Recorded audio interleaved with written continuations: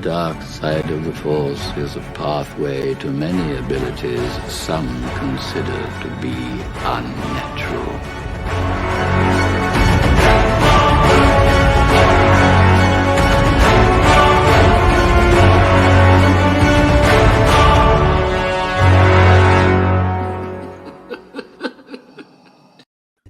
What's going on, everyone?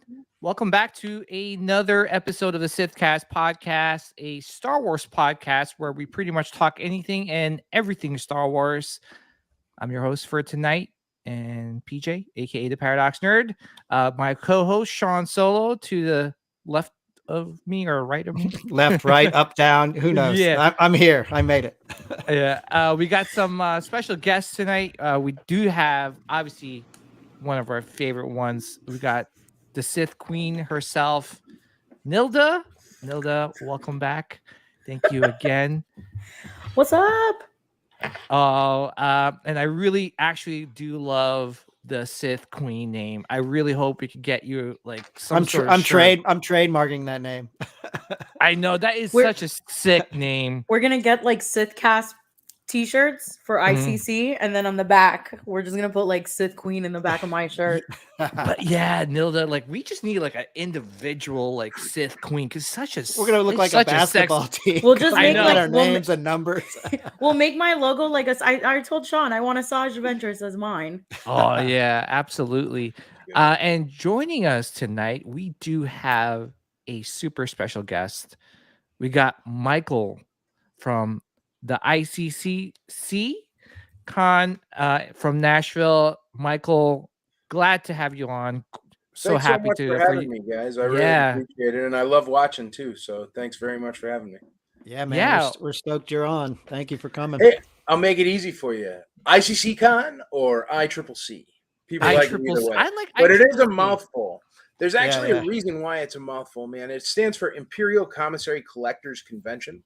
And the reason why it's a mouthful is because I want people to understand it's not just another con, you know, where you just have vendors that are like giant corporations, stuff like that. This actually has really, really rare collectibles from all over the world.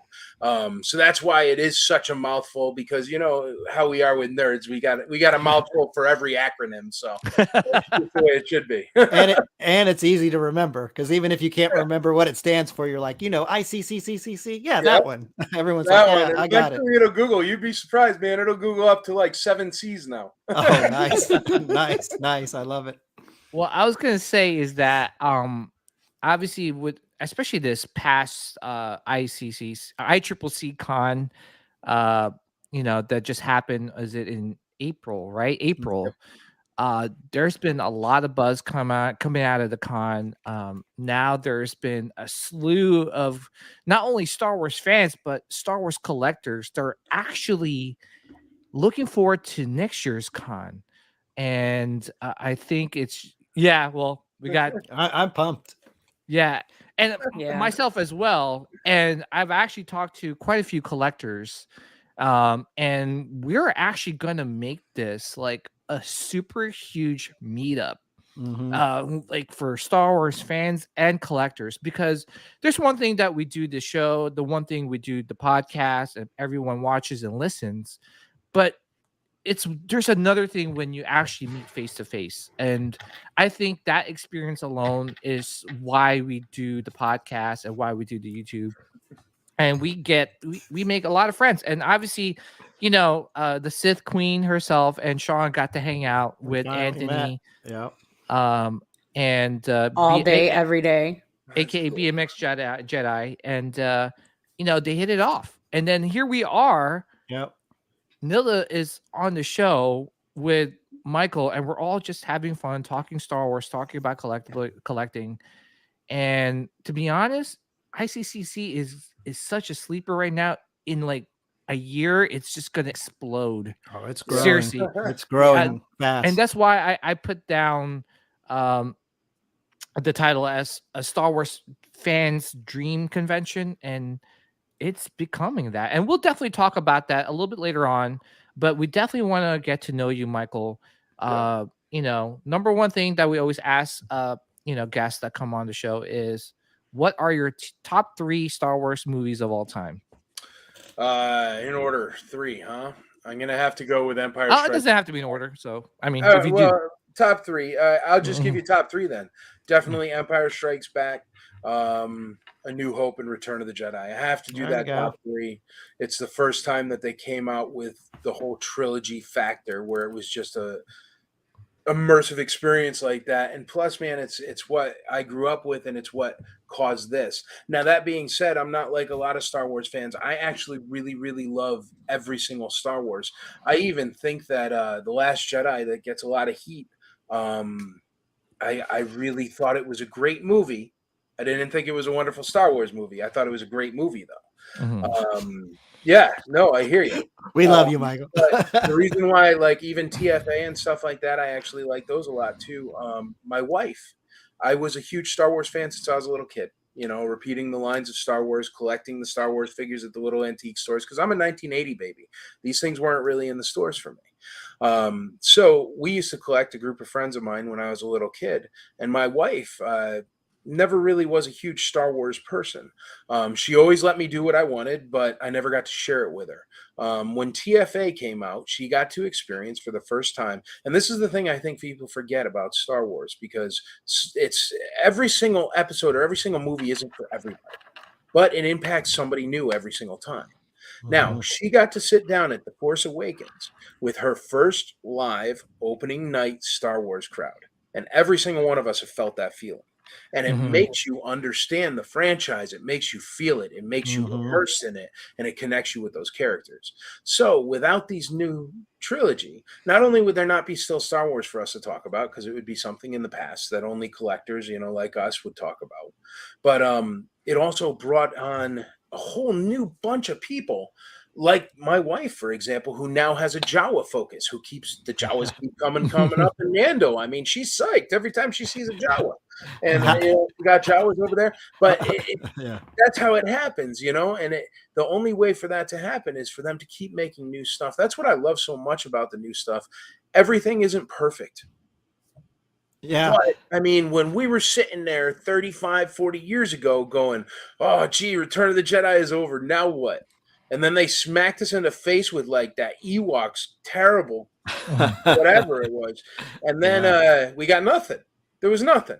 Yeah. And then all of a sudden, for some reason in 1995, 96, they were like, we're going to re-release the movies. We're going to take out Han being shooting the only person who shot. And we're going to chop it up a little bit, and we're going to make a weird Jabba scene. But you know what? It did help increase special effects and stuff like that, which is really cool. But and then they came out with the Muscle Men figures. And that's when I thought the franchise was dead. I thought that was it. Misa is on the screen. Jar Jar Binks. You aren't going to catch it. You know what I mean? And the figures, look at Leia. She's like, dude, she should be, you know, raw. And look at even Luke. Luke is jacked. Luke is bigger than He-Man in the Power of the Force 2 figures. Is it bad that I have all those toys? I bought them all. I just sold them 3 years ago. I had them all. Yeah, they're going to go up eventually. I mean, it'll happen. But I thought the franchise was going to die there. And then this guy started coming out with his books. And it was like, oh, hold on. Somebody should make that into a movie. And then they never did for some reason. But maybe they will. I don't know. I kind of think the Ahsoka series is going to be this. Well, yeah, that's what they're going to bring is Thrawn. Definitely, you know, especially in Rebels, he's been like such a key villain to that whole show. So I'm really looking forward to seeing him in the live action. Well, let me ask you guys this, because you're the pros. All right, at the end of Rebels, right? Or one of the ends, Ezra flies off in that Star Destroyer with Thrawn, right? Does Ezra come back as a Dark Jedi right now with Thrawn? I hope so. Me too. Cool. So bad. I would love. That's what I asked. I asked. Oh my god, I'm having a brain fart. I asked the writer. Timothy's on. I asked Timothy's on at the convention. I was like, hey, so what's going on with Ezra and Thrawn? And he's like, I don't know. I'm waiting for what Disney says. Yeah, because we asked him at the last convention, Michael, and he was just like, we were like, you got anything in the works? Like anything you can tell us? Oh, no, I'm just writing some odd space novels. I'm like, bullshit. You're writing something good and you just don't want to tell us. Yeah, I love Timothy Zahn. He's one of my, well, if not my favorite Star Wars writer out there. Him and Charles Soule are two of my favorite ones. But yeah, I'm really curious to see what Thrawn will bring to the show. To be honest, like I'm really excited for Andor. And from what I'm hearing, like the buzz going around Andor is that it's going to be a great show. And I don't know. I'm just looking forward to seeing what they have in store for Star Wars. Like, yeah, you're absolutely right. Like, for me, I enjoy all Star Wars content. The Book of Boba, even though a lot of people didn't like it, I enjoyed it. I thought it was pretty cool. A different take on Boba. I liked the Kenobi show. It's not perfect, but to me, the ending just kind of made the whole series, right? Yeah. And the prequels, the original trilogy, all of them contribute something, not only to the Star Wars fandom and community, but to movies. And that's one thing I'm going to bring up is the ILM documentary on Disney Plus. To me, that was we do forget that not only did George Lucas make Star Wars, but he created ILM, that company that pushed the boundaries of movie making, changed the world, really. Yeah, basically, yeah, exactly. Because we live through the movies, and it evokes the emotion on any movie that we watch. Mm-hmm. And when you add those special effects that this man's team created, I mean, it's endless, and they're still creating better better technology. It's amazing. But like with science or anything, it's always somebody stepping on the thing that the last guy did and making it better. And ILM has created so many. Look at the news. Have you watched the news? Any piece of news? And what do? They walk over to some random green screen, and it's like, boom, boom, boom, boom. Here's an 80-inch TV. Boom, boom, boom. Here's this graphic. Here's this graphic. None of that would be possible without Star Wars. Yeah. Exactly. And you're, like I said, just like piggybacking off what you said about how each movie, a Star Wars movie, and the experience of watching in a movie theater just really captures all different types of fans. And new Star Wars fans. And even though I wasn't a big fan of the sequels, but it did bring a whole new different set of Star Wars fans into the Star Wars fandom, and that's kind of what we want as Star Wars fans, is kind of share our love and passion with other Star Wars fans and collectors. So, and we know Star Wars has to grow, but it's hard being an OT guy because I was born in the early 70s, so I've been around for them. Yeah. So it's hard because we look at it one way, and then when we see a lot of this new stuff, we want to nitpick it. But for a younger generation, this is all new to them. So they're going to look at it in a completely different light, like we did, but we saw it at a time when this technology wasn't around, and it was like, look at this. This is unbelievable. And in that Disney film, they were talking about, like, Lucas was across the street when they were doing the opening at the Chinese theater. And he's like, what is that line for? He's like, that's for your movie. And he's like, what? It's like right there. It was that aha moment for Lucas, like, really? And I mean, he doesn't even realize how much he's changed the world since that day, the day that movie opened. Yeah, that's why I thoroughly enjoyed the ILM documentary, and also the Vice icons. I'm really enjoying that because you kind of see both sides of the story between ILM and Marcia Lucas, and and what she's contributed to Star Wars as well. We always remember George, but his ex-wife did help with the first movie. What is it for every successful man? There's a a strong woman behind him. Yeah. If you don't think that Andrea keeps everything, the whole reason why I don't go to jail for everything I do. Oh no, I know. I saw half of the time at the convention. I saw you walking around going to get your wife to tell her like, hey, what do we do? Well, see, the thing is I'm the guy that says hi. I'm the guy that books the guest stars. I'm the guy that gets the venue booked and filled and everything. The thing is these things, like at the level that I try to do it at, it's big, gigantic numbers, and lots and lots of money moves in and out and all over the place in order to like me to lose a little bit. Yeah. What happens is it all goes over to her, and see those numbers with somebody like me. I mean, I have a good job and I make good money, but those numbers are so insane that if that just shows up in your account balance like one weekend a year, like the IRS is going to put you in jail forever. They're going to be knocking at your door. That's what she's for. You know, that's yeah, totally. She does all that accounting, back end, CFO stuff. I mean, the guest stars, I mean, they take in lots of money with autographs. That money has to go out. All the bills have to be paid, whether it's vendors or food things or shoot $75 waters or whatever it is that I'm getting banged up for. But she does all that, and that is, you know, I look like the duck on the pond. Everything's calm, you know, it looks perfectly fine. But she's going like this underneath, you know, and that's But no, every single any guy that's doing anything has a woman and telling him he's not, I don't know, doing it right. Exactly. Just my wife, actually, to be honest, Hilda has been keeping us in check this past couple of weeks. So there you go. We need a woman. I do it at work. I do it at home, and I do it on live stream. Yeah. So, well, at least you got guys that know that that's the situation. So at least, you know, we're complacent.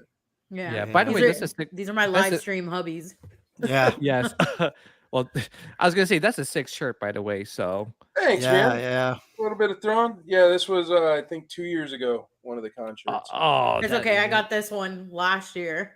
Oh, that's the Emperor one. That's a nice one. Yeah. All right, so let's address the chat, and then we'll get to know a little bit more about Michael. We got Jose Pius in the house. Oh, he beat Jeff, so he did. What's up, Jose?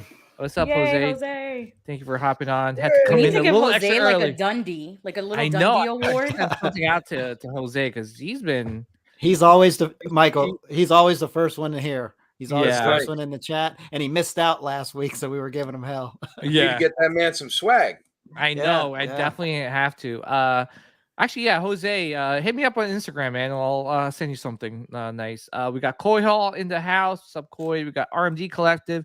Yo, RMD, man. I hung out with RMD at Celebration. So, hey, listen, man. Let's go. Let's meet up at ICCC, man.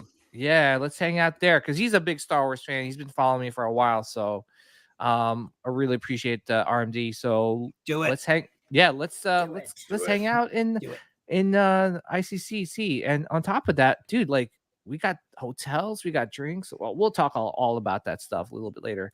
We got Jacob Dahl in the house. What's up, Jacob?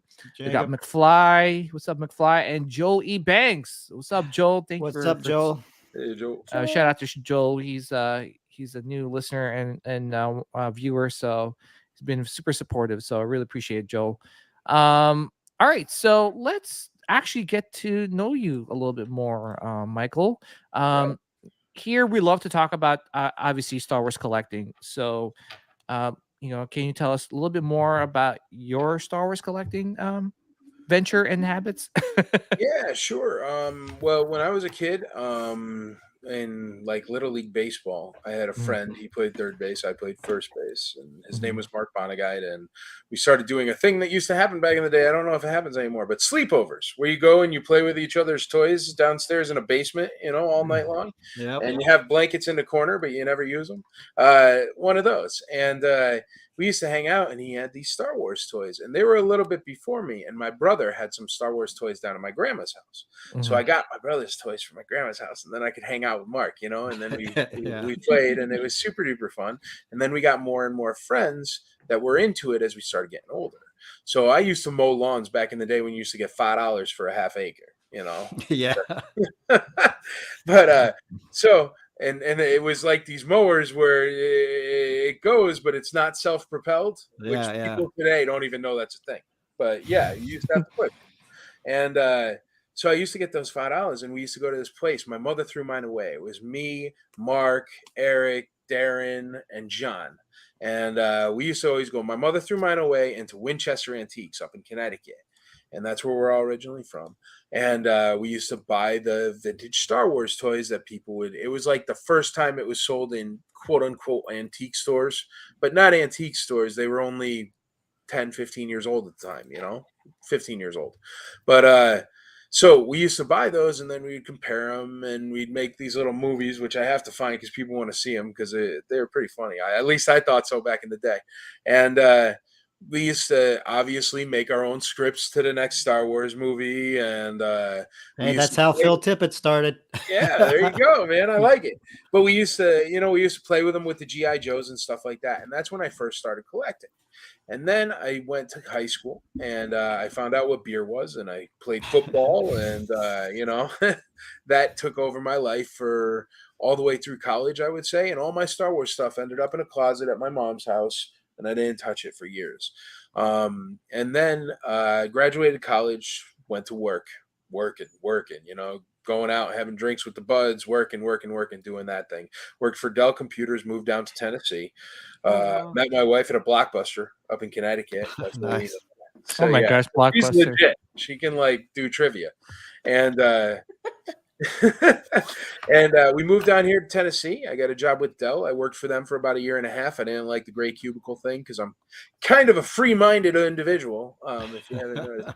And so I quit that job, and I got a job with a trucking company. And that trucking company, I learned that job. And then I ended up building my own trucking company in 2016 with my buddy Eddie. And that grew and grew and grew. And me being a kid from Torrington, Connecticut, where I didn't come from money or anything like that, I started having a really good job where good money was coming in. And with that, you go, all right, what should I do? I'll try buying stocks. And I think at that. So that's not for me. And then you're like, all right, what do? I get a house. So I got a house with my wife, but we're two people, and it's a giant house. And I'm not complaining, believe me. But it was a mistake that we made at that time because it was like, what do you do with this? Because we were young, we didn't have kids. It was extra. And that's when I was like, you know what? We had the Christmas, and this Christmas came, and it was like, here's your diamond tennis bracelet, and here's your watch, and here's this, that, and the other. And then she got me a Luke Stormtrooper. This is where it happened. It's all Andrea's. It was done. She got me a Luke Stormtrooper, and I put it on the shelf. And I said, you know what? Now that I have a little bit of expendable income, I'm going to get all the toys I didn't have when I was a kid. Called my mom up and got all my toys back. Drove up to Connecticut, got all the toys, brought down a carload of toys. Now, I thought I had every vintage thing, mint condition, vinyl cape Jawas, rocket fire and Fets, everything, right? I opened up all those bins. Now, I had a B-Wing pilot, which is right over here, carded. Oh, nice. That I kept since I was a little kid because I thought I was going to be a billionaire. I never saw one with a coin on it. I was like, oh, I found a rare prototype, And it graded AFA 50, and it sits in the center of my collection room. People are like, why is this here? And I tell them the story. But it was that one Luke Stormtrooper. So she got it. I put it on the shelf, and I started buying up stuff. And then I started buying up so much stuff that what happens when you're collecting loose figures, you end up having doubles and triples and quadruples because you buy collections. So I started giving away loose figures, figures on Star Wars Facebook group. I would take a picture really, really close up, zoomed in black and white, and I would say, who am I? And then everybody would guess, and whoever guessed it first got the figure. I'd ship it to them, my cost, everything.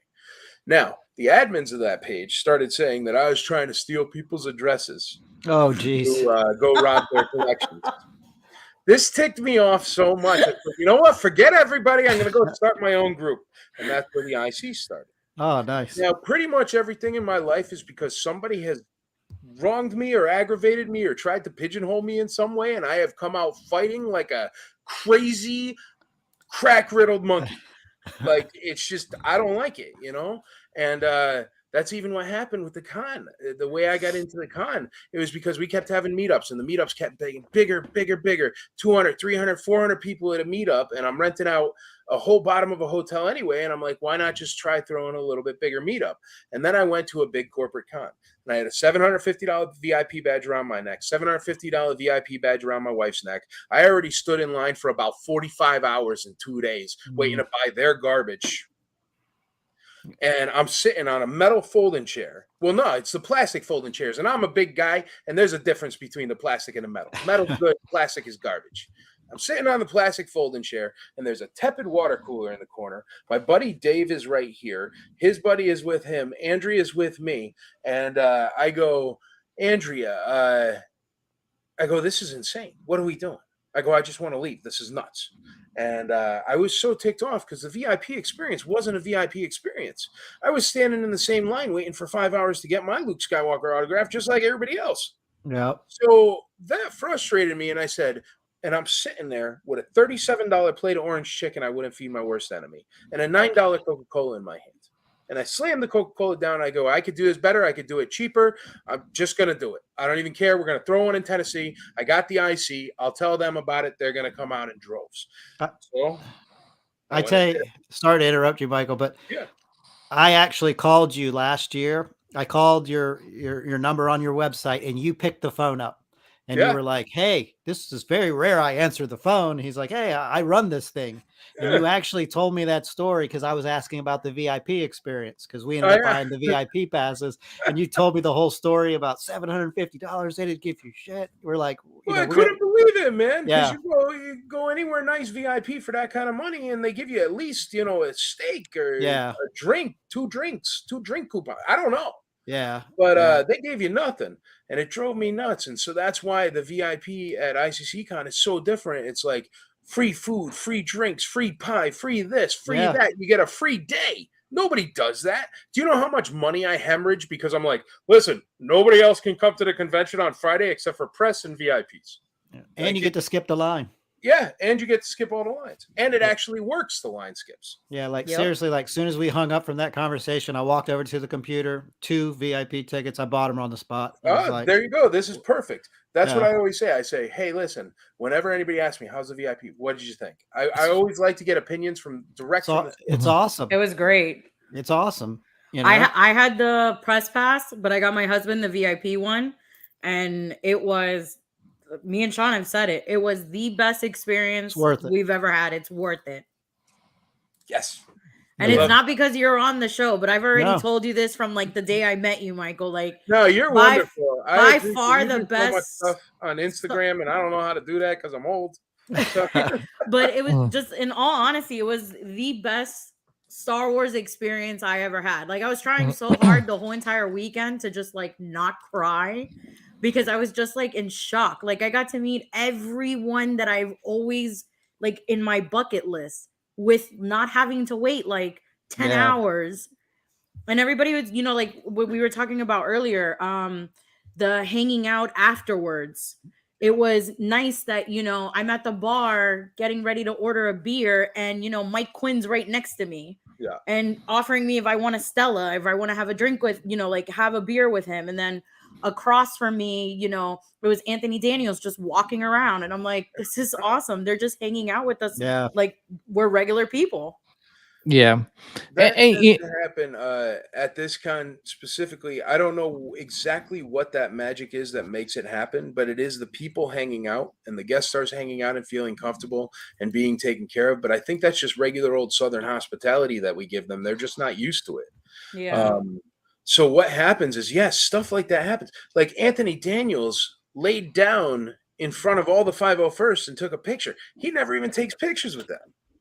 But he was laying down on the ground, and I don't know. Did you see his show? His show? It was awesome. Yeah. And he was up there for an hour and he crushed it. And when does Anthony Daniels do an hour-long panel? Never. But he's just happy.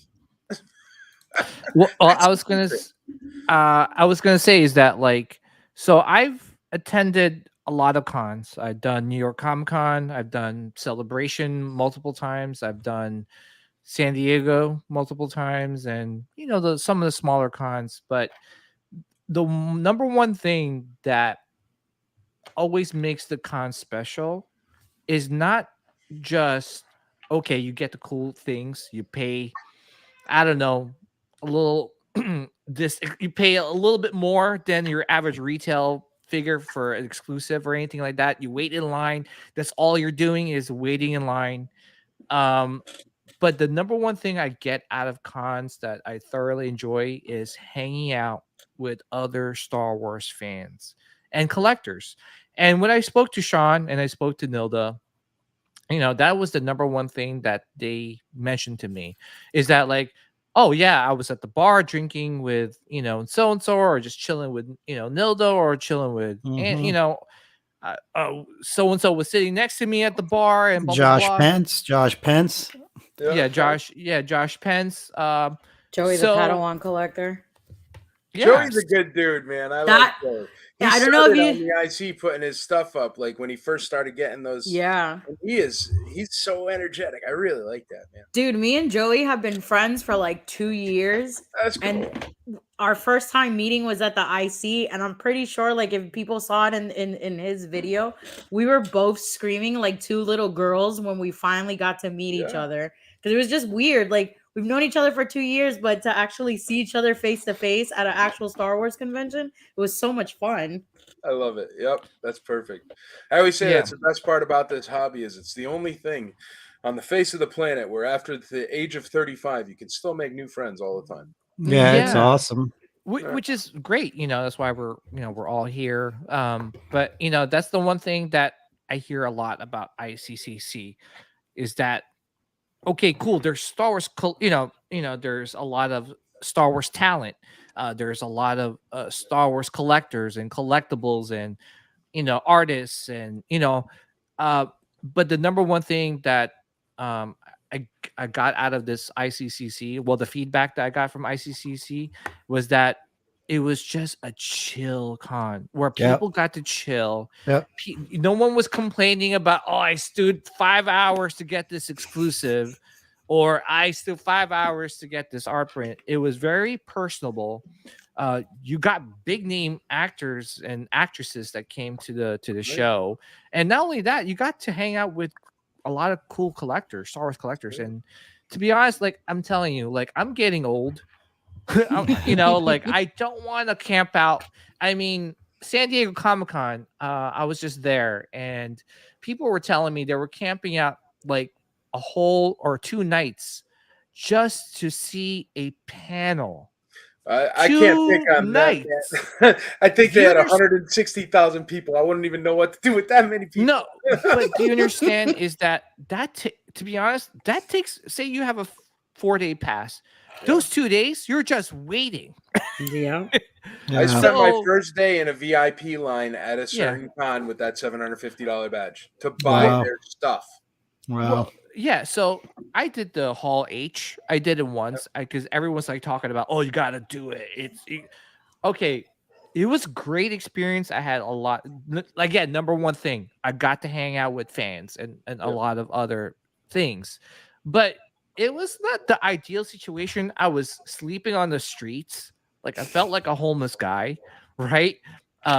Just so that I'm in line to get into a panel, which, mind you, you could watch the leaks online, and not wait a day for it. So, but the fact that you're promoting this, personable con, and that's one thing I'm looking for as a fan and a collector. I think a lot of us are, because we had just as much fun after the con was over, hanging out in the lobby, on the toy swap. Well, was it we were also sitting in the food lobby? You, me, Anthony. Oh yeah, Joey just eating, just like hanging out, chilling, eating sandwiches and eating ice cream sandwich bars as well. Nice. Yeah. That's Bluebell ice cream. That's local. It was so good. And then I had some of the people there that worked for the IC. They were like, "Oh, you got to stay for the pie." Yeah, did you get the pie? Have you had the pie? It's out of control. I tell you, that pie lady got me first year. She was so smart. She came. She's like, "Oh, you're throwing an awesome convention. Can I give you pies?" I said, "Sure." The VIP room, they'll take pies, no problem. She gave me like 20 pies, right? Sweetheart. She is a sweetheart. Don't get me wrong. Mm-hmm. Gave me 20 pies, man. But it was like, first one's free. And now it's like I'm ordering like millions of pies every year. And she gave you 20, but only 5 of them made it to the con. Exactly. But she always hooked me up with a lemon ice box just for me and sneaks it out to the side. So I got nothing but love for her, because that's my favorite one. But that's the thing. I am not a tiny person. I do not like standing on concrete floors for 45,000 hours a day. I like food. Okay. Those things are true. Yeah. Now, the thing is this convention, it gives you the food because you know what? Why not? If you're going to spend that kind of money, why not? I can work it out. I can work a deal. I can get this done, that done. And we try to keep all the costs so low because I'd rather you have money for toys. I'd rather you have money for autographs or whatever you want. We keep our swag. You said swag before, or merch before. Convention exclusives. That word is thrown around constantly now. And I have gotten the last 8 convention exclusive Boba Fett sitting on my couch with a QR code. Wow. So I don't know what this is, what the rules are. I do know that Funko has to make 60,000 of an exclusive, and those kind of things, they don't seem like exclusive numbers for a lot of these things. And our exclusives are exclusive. They are handmade, handcrafted in America from scratch. They are exclusives. We only have like 150 max. We had lightsabers. We had 66. Emperor, how nice is that lightsaber, right? It's awesome. I bought 2. Yeah, it crushes the Black Series one, and nothing against the Black Series one, but they're trying to make it at the lowest garbage price point because they don't care if it breaks in 6 weeks. They'll sell another one. I care. You can beat the heck out of those sabers, and they're great, and they look legit, and they're numbered, and you know what I mean? Like those kind of, I like the special things. That's sound effect is fantastic with the voiceovers as well. And then I love that, like, what was it? I think if like you click on it 3 times, you can literally get every character's color wave. So like if I want to be Mace Windu one day, I can be Mace Windu. If I want to be Ahsoka, so that I love the saber. I thought it was one of the best exclusives to buy. Thanks. I appreciate it. The exclusive figures too, but that's what we try to do. Because see, we are first and foremost, we are a collector's convention. So everything we do is geared towards the collector. We want you to have JSA on site. We want you to be able to grade your stuff at CAS. We want you to be able to find no repro. We're one of the only cons, or the only con in the world, that has a very strict no repro policy, and we enforce it. We actually, I sell the tables. The reason why our vendor tables are so inexpensive for a con of this size is because I want to oversell vendor tables. So that way I can go through the vendor tables and go, you sell garbage, you can't come. You sell great stuff, you can come. So that's it. It's literally a form you have to fill out on our vendor thing. And I don't think anybody else does that in the world because they all want more vendors. The more vendors you get, the more money you make. But the thing is I don't want to walk by 35,000 tables of knockoff garbage like ginseng gum and bean juice. It's not what I'm there for. So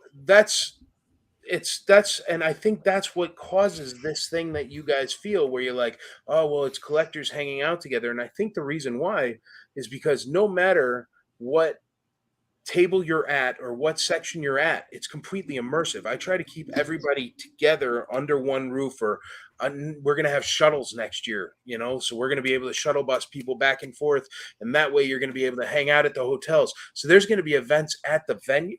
There's going to be events at the venue at night. There's going to be events at the hotel at night. It's going to be completely immersive. I also think the reason why people tend to hang out and love it so much is because we're Music City. And ever since year one, I've been putting live bands there. Nobody really does live bands at cons where they're like scheduled and all day long. And, you know, you go have a sandwich, you go have your lunch and a drink, and you get to sit out by the live band. It's, you know, it's. Now, Michael, I see those 1-to-1 stormtroopers behind you. And I know you were saying when you were getting back into Star Wars, when you started buying the 3 3/4 figures. Now, is there a particular like IP or 6 scale, quarter scale statue? Are there anything particularly you collect? Yeah, Boba Fett. Oh, you like Fett? Okay. Oh, yeah. Here. Nice. Hold on 1 second. We're about to see some exclusive stuff. There's here, let me unplug you here. But yeah, I love this shirt, by the way. It looks super sick. There's a Boba signed by all the Bobas. Yes. There's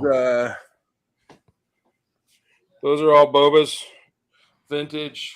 Oh, you got the Empire Strikes Back premium format, the statue sideshow. So yeah. I have that one. Sideshows. I got the. Oh wow, the sail barge. Oh, you got the don't show me that shit sail barge. It's like one of my biggest regrets. Not buying it. Not buying it. I know. But there's a convention exclusive right there. Nice. Oh wow, one of our convention exclusives.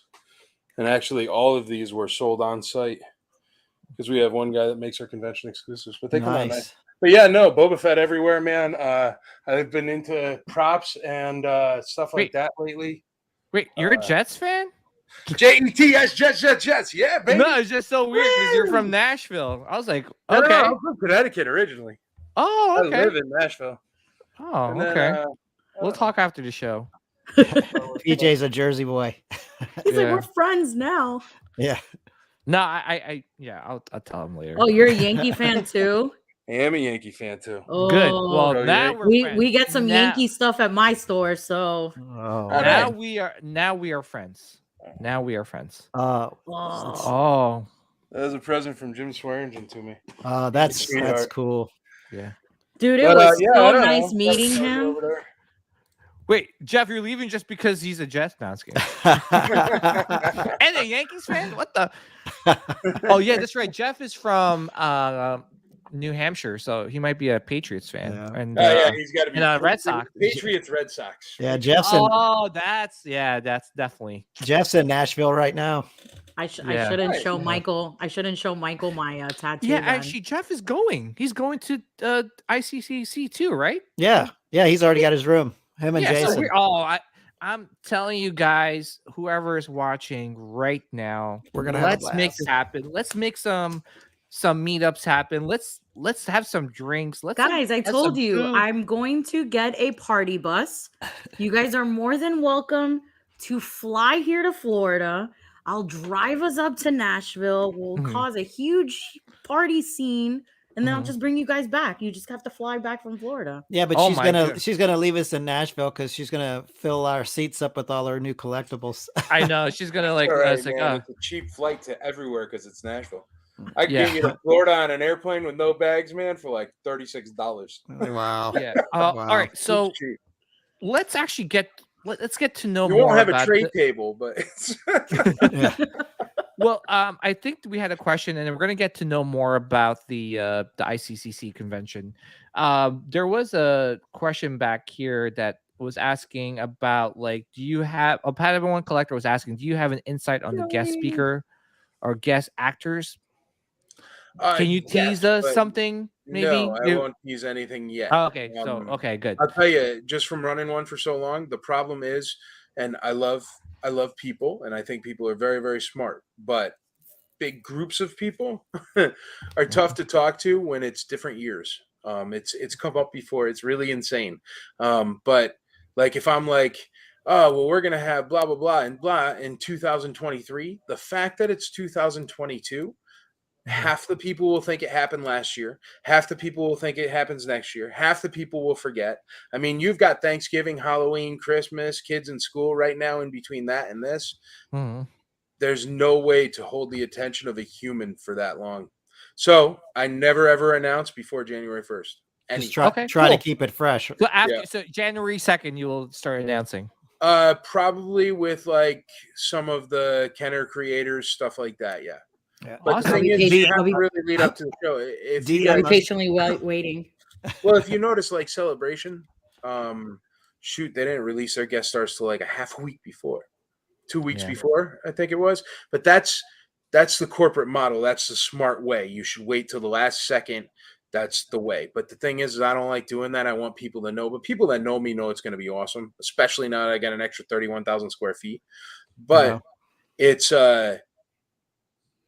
you know what I mean? It's impossible to, like, I can do the hype. I can tell you about anything. I can, there will be great guest stars. Don't worry. But releasing stuff like that this early, like even the exclusives for next year, I haven't even started talking about those, even though they're already in production. I know what they look like. I've seen prototypes, it's just, if you release early, man, it's Jar Jar. We totally get it. Yeah. You don't have to. I can't wait for some Jar Jar. Well, I always want to be honest, and I always want to be upfront. I'm a nerd too, man. I want to. If Jar Jar shows up, yeah. If Ahmad Best is at your convention, I'm literally going to be the first person at this. I will be there. I will give number one. Me and Nilda will be rejoicing. I will get a Jar Jar Binks tattoo and let him sign my leg. Oh my gosh. And mind you, I really like. I like Jar Jar Binks. I know people don't like Jar Jar. See, Doc Smizzle's with me too. It's like we need more Jar Jar merch. So where am I at? Well, I was going to ask you is that like I know we want to get to know a little bit more about the VIP experience and what you get. Number one, I love the badges.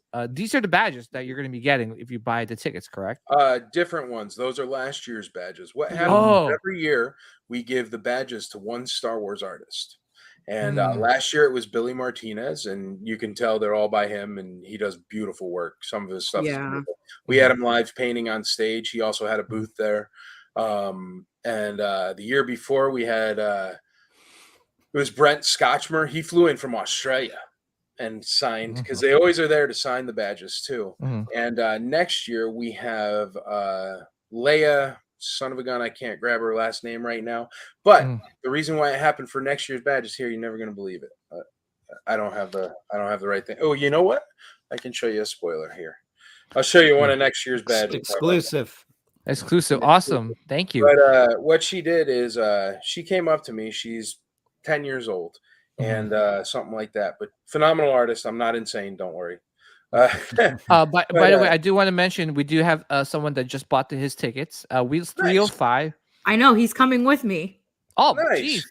That's my friend Danny. We're all going in a group together. Oh, nice. Well, thank you, Danny, and I'm looking forward to meeting up with you, having some drinks. Yo, let's get lit up, guys. But there you go. That's one badge. Oh, that's cool. Gosh, oh my God, that is sick. Yeah, that looks she good. does really phenomenal artwork, and the way it worked out is she comes up to me and she goes, Mike, I see that an artist does your badges every year. On the Imperial Commissary, the Facebook group, one of the Facebook groups, there's this guy, Kirk Keck.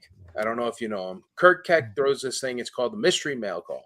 And what he does is he has like wheel spins and stuff. He just gives away free toys. He's a crazy person like me. You know what I mean? And but Kirk Keck does this Mystery Mail Call. And on there, they do a how to draw a Star Wars character. And Derek Cernak, so I guess it would be Leia Cernak. I'm pretty sure that's right. I don't have the right phone with me, unfortunately. But his daughter and son, Luke and Leia, who actually ended up on stage with Anthony Daniels last year. It was really funny if you watch the Anthony Daniels one, because he was like, "What's your name?" And the kid goes, "Luke," and he goes, "Oh." But they come every year, and they do that on the IC. They do the how to draw a Star Wars figure, and they do little things like they had me draw Boba Fett once, and I'm a terrible drawer. But so she comes up to me. I'm on the bench outside. I was talking to somebody. Her and her dad come up to me, and she goes, "Hi, I was wondering how you choose the artists to pick the badges." I go, "Well, an artist has to come up to me. They have to say, I'm really, really into art, and I'd like to do your badges for next year." And I go, "I have to look at their stuff, and as long as their stuff's good, then, it's cool." And she goes, "Well, I'd really like the opportunity to do it." 10 years old. This is what she says to me. I'm like, "Send me some stuff and I will definitely look at it. And if your stuff seems like it'll work for the badges, then yeah, absolutely." And I'm thinking she's going to send me like a stick figure with like, I'm thinking, and I got to tell a little girl that she can't do it. She sent me 3 ones that she has done so far. And they're not just like that. They're completely different too, but they are so here. I'm going to show you another one. Just because you got to see how different they go. Are you going to let her have her little artist booth at the IC? Yeah. She will be there signing autographs. Oh my gosh! That one's cool. Sold. I'm buying that. You know what I mean? Like that's if she makes that into a pin, I'm definitely getting one. Oh my gosh! Sold. I'm buying that one too. Yeah, wow, she's so good. Her artwork is phenomenal. And she has a great story to go with it. And that's what we love to do. That's why even the artist tables at the con, I try to keep them so cheap. Like, I know it's not cheap. Money is money. I get that. But I always try to make them so cheap for artists, because artists, sometimes they don't make too much money at their booth. And I don't want them ever to lose money. You know what I mean? So I don't know. I really, in real life, I also own art galleries. So I collect contemporary art. So I really am a big fan of people coming from nowhere and creating something directly out of their hands. You know what I mean? Yeah. And she was a smart, independent, focused little girl, and her artwork is great, right? Nice. Yeah. So, to be honest, I really would like if she could make some like pins or shirts or. Well, they used to make stickers and stuff every year. Yeah, but I'm sure something will come out of it. But that's the way I'll buy that Cad Bane as a print. Yeah, that Cad Bane is awesome with the silhouette. With the silhouette, yeah, that is sick. No. Well, go ahead, PJ. I was gonna say thank you for sharing that. Michael, we really appreciate that. Those happen to be things that I just got in like yesterday. Yeah. Cool. Yeah. Sorry, Sean. Go ahead. No, I was going to ask Michael, for the VIP badges, are the perks going to stay the same, or did you learn stuff from last year that you might want to take out and add, or do you think it's going to stay the same? It's about the same. All I need to do is there were it all comes with a bigger venue. We had massive guest stars, and even though we did our best, and thanks for thinking it was good with the lines and stuff. I mean that took a lot of in other real life, my other real job, that's like I said before, a trucking company, and so I provide logistics. But that was due to our ticketing system and stuff like that for the guest stars that caused it to flow a little bit better. But we just didn't have enough space because so many people came. It exploded last year because of the guest stars. This year it's going to explode even more because the guest stars went on stage and they spouted off spoilers to Obi-Wan that literally flew all over the internet in like half a second. So what we need is a bigger place for the stage. Because that's one thing for VIP. We always want to get the VIPs in the front rows. So what we try to do is we try to get them in ahead of time before the general admission so they get the front rows. Problem is we don't have enough front rows anymore because we were doing it where there'd be 200 people in the audience, and now it's like there's 1 million that want to get in there, and they're standing in the back on top of each other. Yeah. So the bigger space is going to alleviate that issue, but that is one thing I didn't love the way the VIP ran. Otherwise, I think the VIP ran really good. People love it. We always keep it clean. We keep it nice. And there is always so much food and drink and everything. It's unstoppable. One thing that people keep telling me I'm nuts for is the Friday. Why can't I go to the con on Friday? Why can't I go with a general admission ticket? The reason why is VIP should be VIP.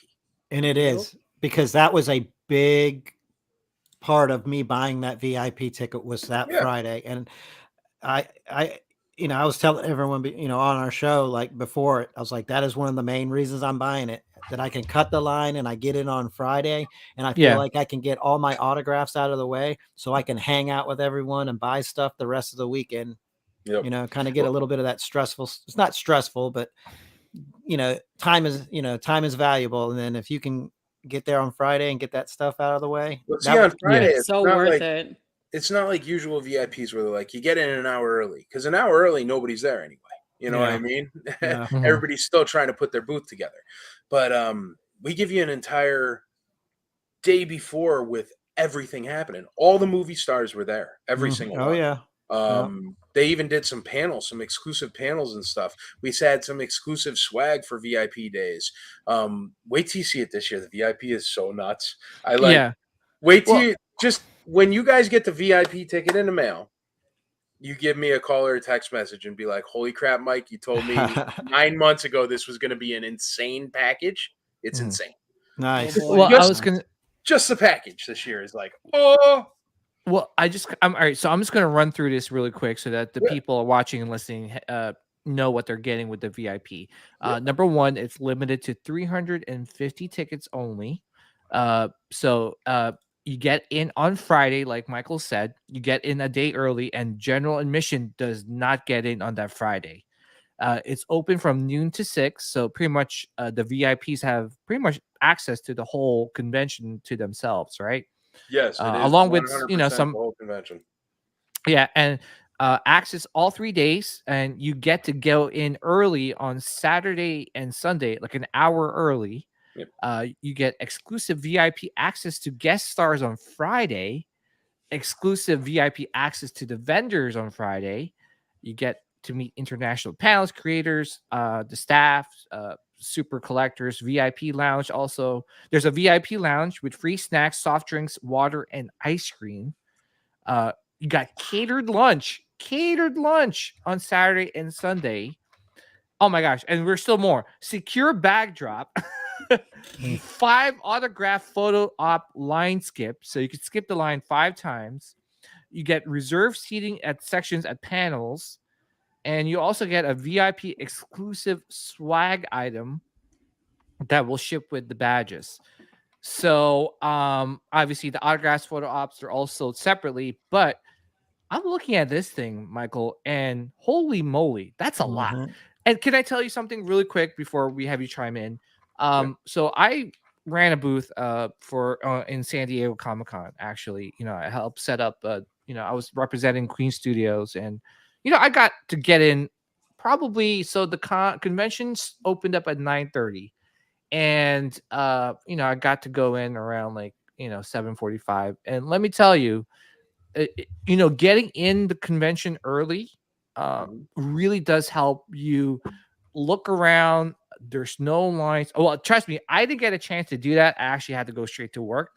Right. But I'm thinking to myself, if only I wasn't working the convention and I got to go in an hour early before everyone else, do the shopping, get all the stuff, all the stressful stuff out of the way, and then just smooth sail for the rest of the convention, count me in.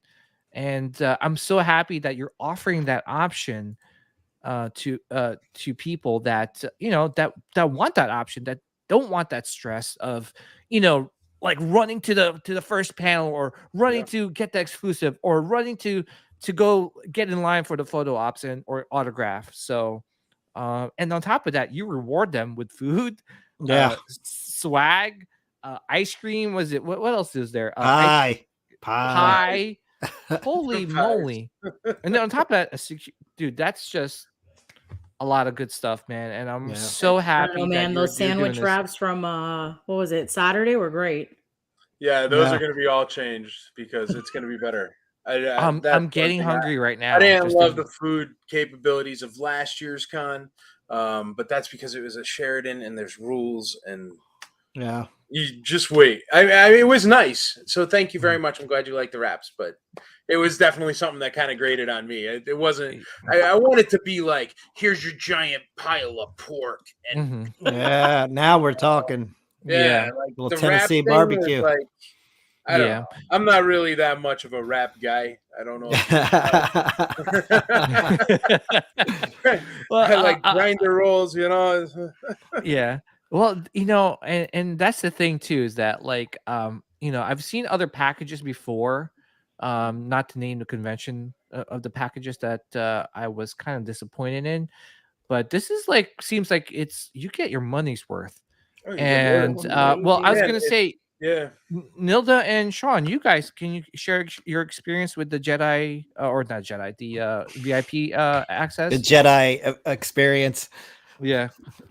Well, one, I didn't wait 10 hours. We're the Imperial Commissary Collectors Convention. None of that Jedi nonsense. Yeah. I like it. I didn't get to. I loved it. I got, what was it, Sean? I did 27 autographs. Holy! I thought it was more than that, but you did a lot of autographs. Yeah, it's we did a lot of autographs in less than 2 hours, where it took me 10 hours to get a signature with Ray Park in Orlando. And that was holy moly! Yeah, 10 hours, and that wasn't this previous one. It was 2 years ago, meeting Ray Park at a small little comic book store, and it took 10 hours. And with this, I got to see, I went from literally Ashley Eckstein to Matt to James, in one full circle. Then, I got my signatures done really quick with Anthony Daniels. And, afterwards, when I'm done with him, I went to the next room. I think one of your buddies that works with you, Chris Pelletary. Yep. Yeah. Awesome guy. Loved him. Me and him became really good friends in the lines. He MacGyvered me over. We went. I did the photo sessions with Anthony Daniels. Then hop back in line. It was just ping ponging, but I got everything done in 2 hours. Yeah. What I was gonna say is that I waited in line for photo ops and stuff, and it does take a long time, especially when you're waiting in line. When you got tons of people. Especially you got Anthony Daniels. I can't imagine his line, or even you guys had the Emperor, the Ian. We do something totally different, man. Once again, I hate standing in lines. It drives me nuts. Me too. Why do we have to stand in lines? You go to a restaurant, right? They say it's a 45-minute wait. What do? They give you a little thingy, or they take your text number, or they do something, and they say, go about your business. We'll get back to you as soon as your table's ready. Why can't they do that at conventions? Yeah. So what we do is we sell the tickets at one spot. We give you a little ticket number and a boarding number or whatever. It's not my department, so I don't know how to explain it properly. But then you get to go take that ticket and you go get into the line for that person when it's your time. So there's only ever about 10 to 12 people in line. So what happens? Wait. This is also for, sorry to cut you off, but this is also for general admission too? Yes. For everybody. Yeah, they give you a time frame. Yeah. Look at that. Way you're always in a line of like 10 people. You're waiting like 30, even when it's crazy, you're waiting 30 minutes, maybe an hour, tops. And that's like biggest start. And I wouldn't even say an hour, man. There were some problems with one of the lines, but that's fine. It'll be corrected next year. You mean the one that was around the corner and out the door? No. Yes. Where you had that like super tall security guard. Yes, Stephen. All right, guys. Everybody hold hands. Did you catch that? Yeah, he was like, everybody hold hands and move this way. He had everybody in line hold hands like little kids. Yeah, but he got the entire line the other way where it was supposed to go. Those little kind of things, but those are all going to be fixed once we get out of the place with the 120-foot hallway that everything has to go through. Yeah. You know, I was going to say, it wasn't a convention center. It was a hotel. Well, I was going to say, Doc Smizzle for shizzle. My Smizzle, dude, you gotta every time I see Doc Smizzle, I always say that. Doc, you gotta come out, man. You come out to the con. Let's hang. Let's have some beers, man. To be honest, that's what I look forward to. Like, even like San Diego Comic-Con, like that was the one thing I was looking forward to. As soon as I was done with the con, I ran out. I'm like, yo, who can I hang out with and have some beers with? Like this con was long. I stood, I was standing for like 10 plus hours. I need a drink. And that's the one thing too, I'm looking forward to ICCC is that like once just waiting in line with Nilda or Sean, just talk Star Wars. We could have some drinks. We could have some parties. Wait until you do the after con party. Oh, I'm telling you, it was like, I've been to meetups before, but this, like, you can ask Sean, like, we're legit nerds. We were getting lost. Like, we were legit getting lost. Like, for probably about an hour, like, I lost my husband. I couldn't find him. I had to keep like whistling and doing like a tracking system with him because he was off on one corner buying stuff. I was with Joey the Padawan collector looking at other stuff, recording. Then I met up with Michael. Me and Michael recorded one segment together. Then, it was just so great. I was still in shock. Like the whole ride back to our hotel, I kept telling my husband, I was like, dude, did we really just experience like a meetup after a con? And then like you going to people's hotel rooms and like knocking they're like dressed up.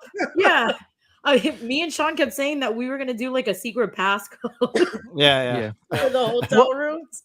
Well, speaking of hotel rooms, right?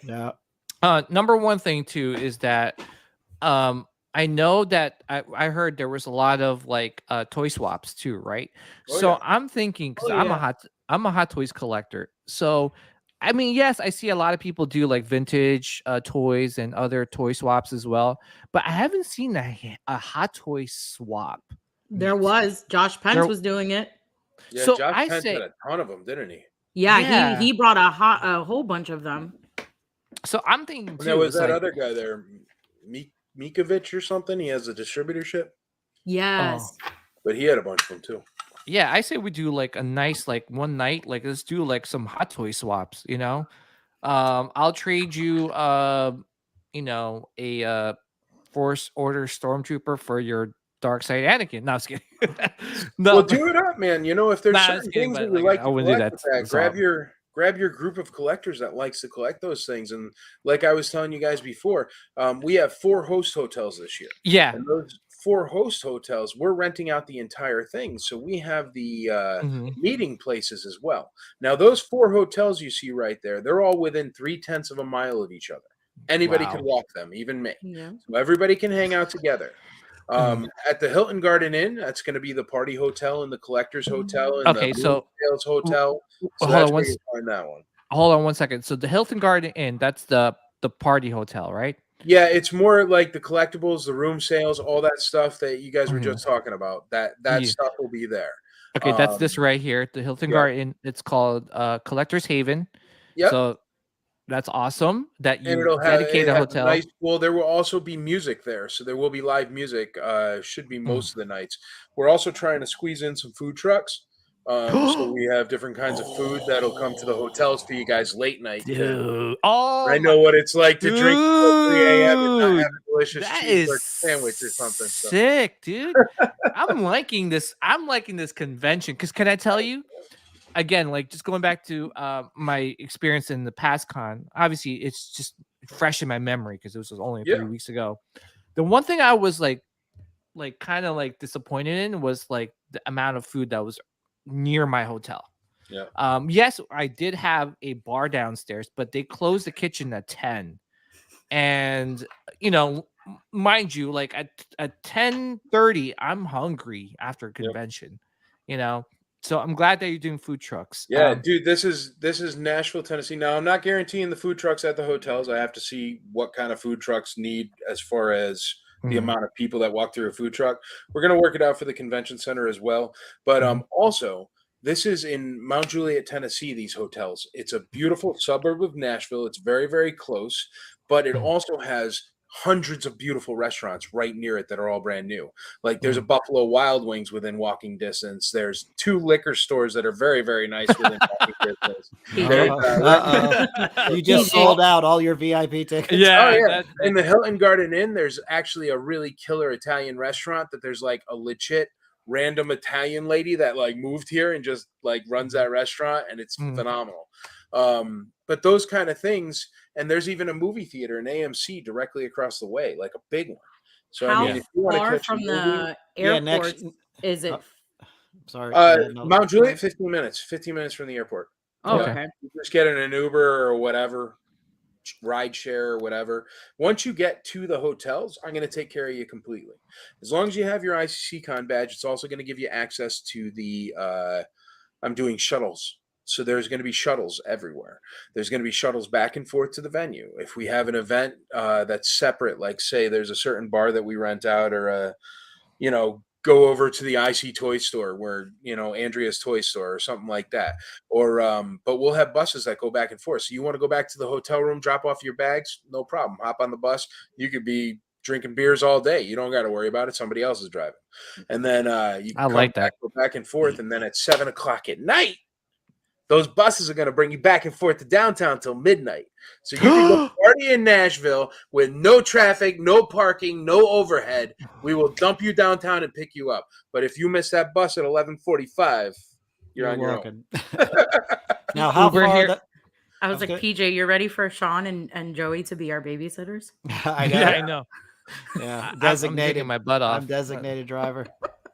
But then you go over to what's the next one up there? The next one is the Hampton Inn Suites. That one's great for families. The reason why is there's a bit more room. All the rooms have the pull-out couches and that.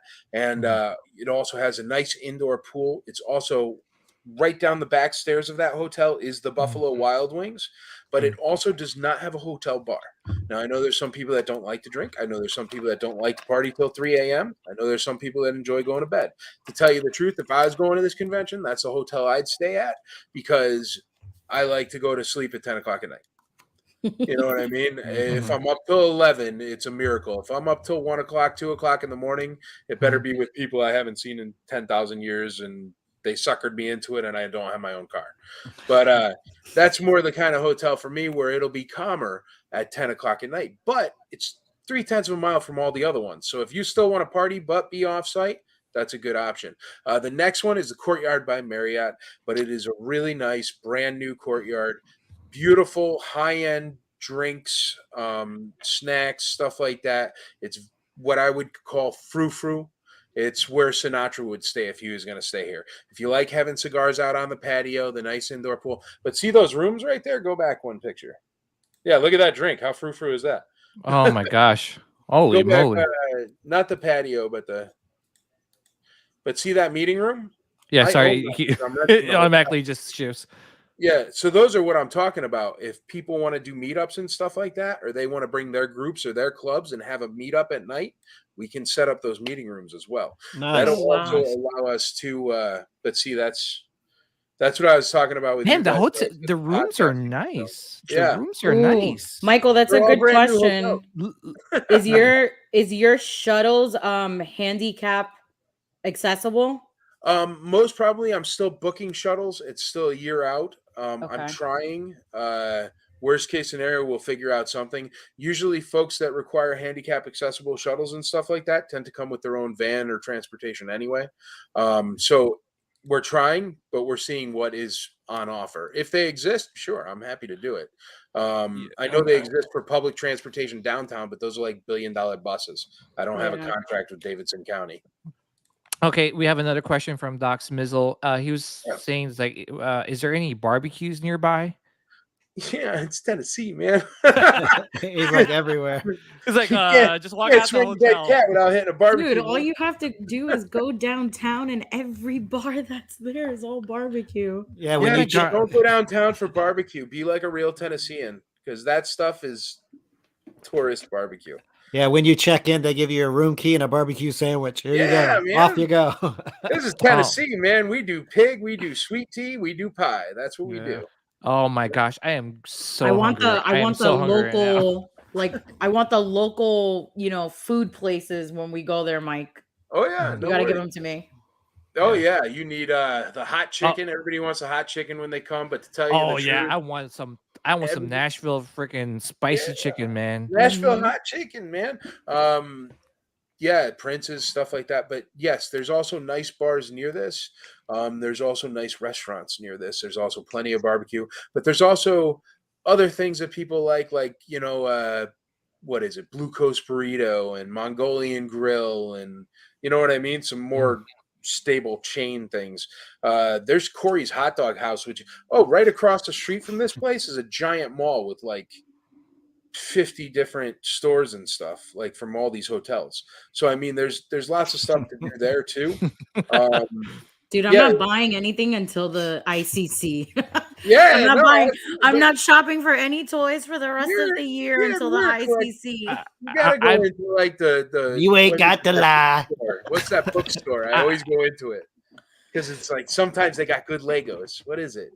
Nobody goes to the bookstore anymore. Barnes and Noble? Barnes and Noble? Yeah. Oh, okay. You got to sneak into a Barnes and Noble and see if they got something good. They do actually have some good Legos. Sometimes they really do. What's crazy? I bought the Master Replicas Vader saber at a Barnes and Noble. Yeah, Master Replicas in Barnes and Noble. You're like, what? It's crazy. They do once in a while carry some good stuff. I was going to say is that, so basically what I'm going to do for the rest of the year is, gather up my hot toys that I want to swap. Number 2, probably not eat anything until the con, because all I'm going to do at the con is drink and freaking eat. Dude, guys, I work at a medical office. I will provide all the Z packs. Oh my gosh, I am. Yeah. Peter Lamb says, shocked to find Michael in the 1/6 channel chat. Of course, man. We're not all 1/6. We're all collectibles, actually. We're all collectibles, man. So, also, can you explain us more the I have some 6-inch figures somewhere. Is that what 1/6 is? No, 12 inch. No, 12 inch. 12 inch. Yeah, like Hot Toys and stuff. Like those bobas over there, right? Yeah. All right. Yeah. So can you explain about the True Hotel? This is the podcasting hotel. Yeah, correct? the True Hotel. The reason why I've suggested is the podcast Graphcast Hotel. Obviously, internet's free in all the hotels, but the way it looks, the look and the pop, the way the rooms are, they're very vibrant. Oh wow, that bar is beautiful. Yeah, everything is really, really good backdrops. Like, look at those chairs. Like, you know what I mean? You could do a Graphcast from a hanging chair or something. I think it's just prettier backgrounds. So to tell you the truth, that's kind of why I picked it for that. But see all these rooms? I own all of those. So definitely, and see, it's got like foosball and stuff like that. I figured it was trendy, and you guys are trendy. You know how to work the internet. So yeah. What is that? What is this strange place you were showing us? I don't know, some kind of room with weights in it. It must be like windy. They got to keep papers on the ground. Yeah, paperweights, right? Paperweights. Well, I was gonna say, that's so awesome that you have like different themes for each hotel. Yeah, and that's really cool. Especially, you give, like you said, like if someone that doesn't want to be bothered at night, especially when people are going crazy, drinking, and just being loud, like they have a specific hotel for that. Obviously, we do the podcast and the YouTube thing. We would like to have like our own like hotel where we could kind of like live stream or interact with other influencers or YouTubers. There's a collector's hotel, which is awesome. Basically, they just kind of like want to do the swaps over there, the toy swaps and stuff like that, the meetups. They do a lot of those room sales too. And if sales. You haven't experienced them, man, it's a trip. Like everybody just opens their door. Yeah, and come just, on like, in. walk around Don't the mind the entire- Yeah. I just want to have like a secret passcode for my room. There you go. But Michael, you said the podcast hotel is connected to the collector. Yes, it is connected to the quote unquote party hotel, the collector's hotel. It's just the podcast hotel. See, it's really nice for the backgrounds for video cast, stuff like that, but it's also got it's like a little bit separate area. So that way, if you guys want to, because the thing is, yeah, you can get some B-reel. Yeah, you can catch a walkthrough or something. But if you need to walk over somewhere and sit down and have an interview, you're not going to be able to do that. That party hotel is going to be crazy. Yeah. I'm thinking about changing. Selling stuff and blah, blah, blah, blah, blah, blah in the background. I'm thinking about switching to the podcast one just because I know it's connected now. Because I don't drink, so if I can go back to my room, you guys are leaving me. Listen, we're gonna be connected. We're gonna be at your room. I would not be doing if you were in the. I'm not changing my room. I wouldn't be surprised if you did have people knocking on your door. Well, I mean, yeah. Well, Nilda, you're gonna be doing a lot of like obviously toy swap. I mean, but we're gonna be just walking. I'm gonna be everywhere. You're gonna find me randomly. Like ask Sean last year. Listen, I literally was walking everywhere, meeting everyone, buying this, signing that. Listen, I'm yelling older at Joey than for all buying you guys. this. Yeah, I'm older than all you guys. I need peace and quiet at night. Yeah. See?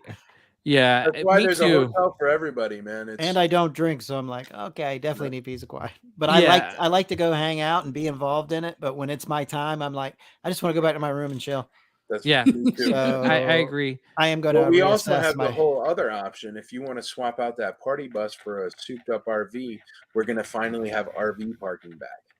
We used to have that for the first 2 years, and then we lost it when we went to the Sheraton, and now we're going to have it back. So that way, even people, what is it? I think it's like $10 a night or something like that. So you can literally get your hotel room for a convention in Nashville for $10 a night if you have an RV. That's what we're trying to do. We're trying to make everything, even you must notice because you're autograph collectors, but the autographs are cheaper at ICCC. Oh, absolutely. Yeah, we don't add any money onto the autograph prices because we would rather you be able to get 2 autographs. Because if I know something from being an actual collector, and that's the behind the curtain availability that we have, is that since we're real collectors, man, if I got $100 in my pocket and all of a sudden the thing I wanted for $100 is for $50, then I'm going to go buy another thing for another $50 because it's not going home with me anyway.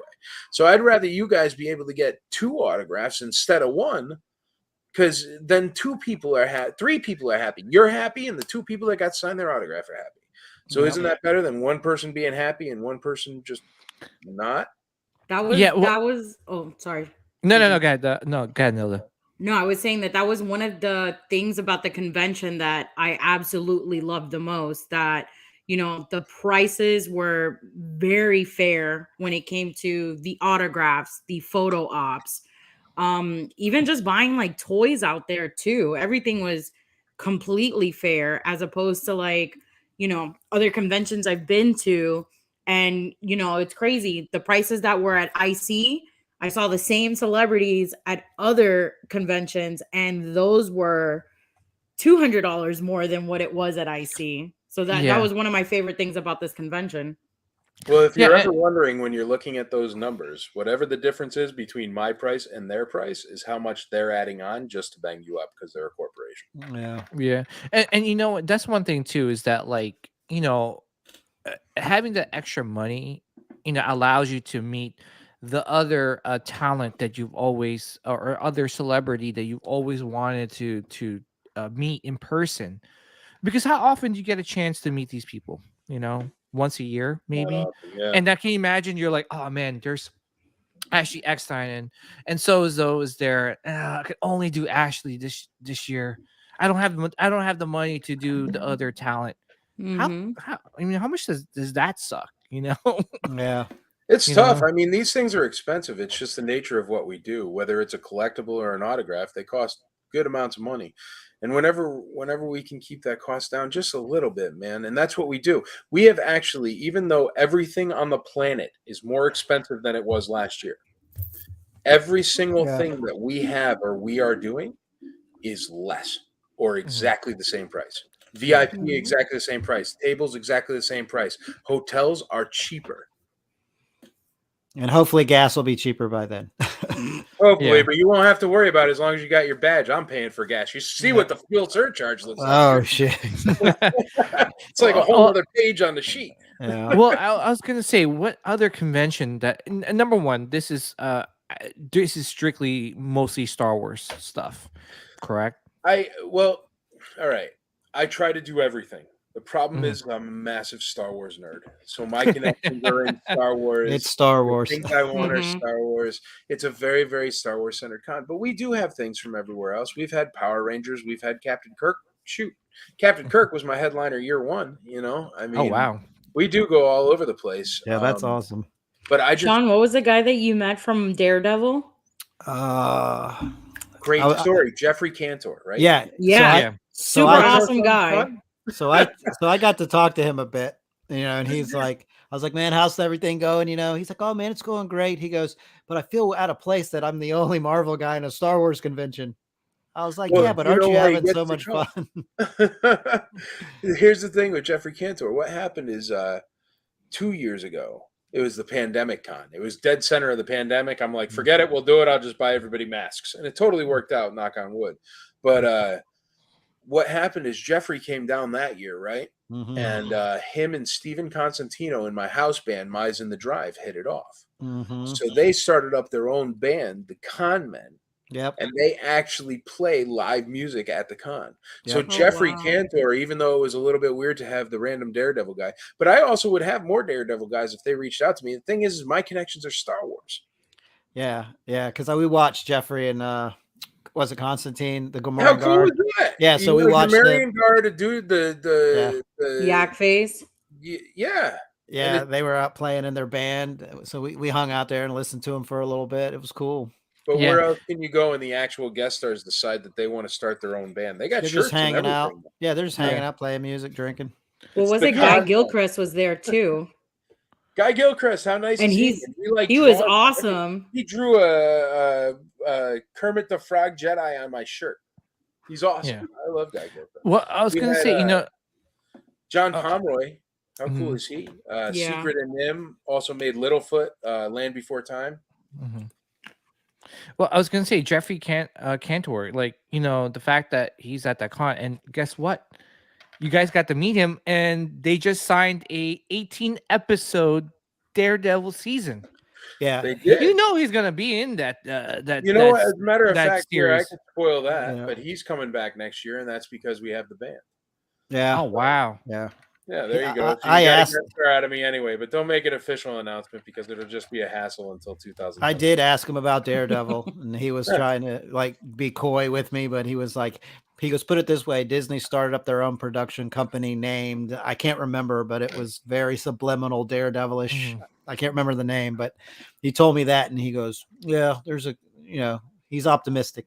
He was a champion for that cause for quite a while too. Like bring back. Oh yeah, Daredevil. he was. Yeah. He had the website and everything. Yeah. Well, I was gonna say too is that like, I mean now I'm gonna assume that he's gonna come back because he was a big major part of that show, right? So that's cool that you got to meet him in person and have too. What's crazy? Like me and Anthony. What's crazy? Me and Anthony go down to eat breakfast. We're sitting there. Here comes Jeffrey Canner. He sits down right beside us. He's eating breakfast. He's like, "Hey guys, how's it going?" You're sitting there. That's how laid back this con was. They were not trying to keep the actors. Oh, you guys have your own special room. Stay away from everybody. Everybody. You guys were so nice. They wanted to hang out with you. They did. They truly did. Yeah. It was crazy. Yeah, and that's kind of what we want too, right? It's Absolutely. not like, we don't want to be like, like isolated, from them, and like you can't talk to them, or that's cool that it's very, like I said, personable. That's kind of what. Hey, I'm getting old, right? I just want to like smooth sail into a con, just go there, have fun, drink, have some drinks with friends, eat some barbecue, and just have a good time. Like, I don't want to come back like exhausted, and all I'm saying is like, oh yeah, I waited like 6 hours to get into that panel.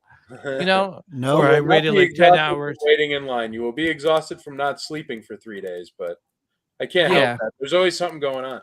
I think the best experience I had at ICC was meeting Julian Glover. Yeah, that was the most awesome man to ever meet. Super sweetheart. And I kept telling, me and Sean were talking about, like, it was just really incredible to just sit down and talk with him for a little bit. Yeah. Okay, so one last thing, obviously, to talk about. I think we pretty much tackled everything. The tickets, we talked about the VIP. The access, the general admission price is I believe $100 for the full weekend, which is a great price for 2 days. And then you also have the kids single day, which is $10. I mean, come on, can't beat that. And kids under 12 are free. That's cool. Yeah, that's also, super cool. Veterans, first responders, we do give 25% off literally every ticket we sell. So nice. you want to buy a VIP, that's very nice. 25% off. If you served us, we appreciate your service. So that's what my friend Danny did. Yeah. Nice. Also, then I lose money on the VIP ticket, but it's worth it because I get to stay home and play toys while they do all the hard stuff. Yeah. So you got exclusive ICCC Con 2023 t-shirts. I guess the graphics are yet to be revealed. So definitely get. It'll be something close to that though. That's it's our 5th year. That's the V. Oh, okay, that's awesome. But this is not the. Is this the shirt? This is the shirt, right? It might be or something close to it. I can't pigeonhole it that early. The only reason why is because once you start turning into transfers, they might be like, well, that chemtrail behind the Millennium Falcon's too thin and it's going to peel. And then it has,